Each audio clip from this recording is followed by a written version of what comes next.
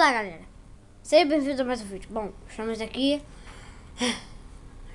Bom, a série A Fazenda vai acabar no próximo domingo. Quer dizer, domingo agora, a final da Fazenda. É o fim da Fazenda. Não sei, você adora. Não tô deixando mais like, mas sei por quê?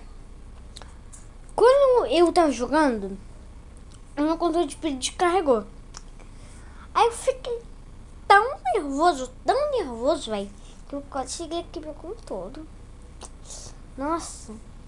Aí eu fiquei apertando com força. Aí, pô, o controle não ligava. Peguei o controle de fios e vi o YouTube. Aí eu cheguei quase a chorar, velho. Tô muito triste até agora. A série Fazenda não salvou, velho.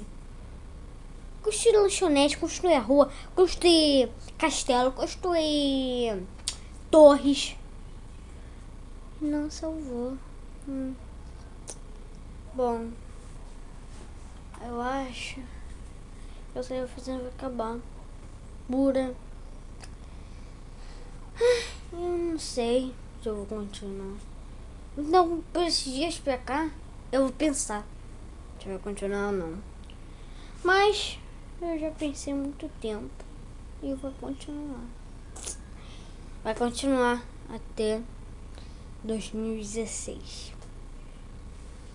1º de janeiro.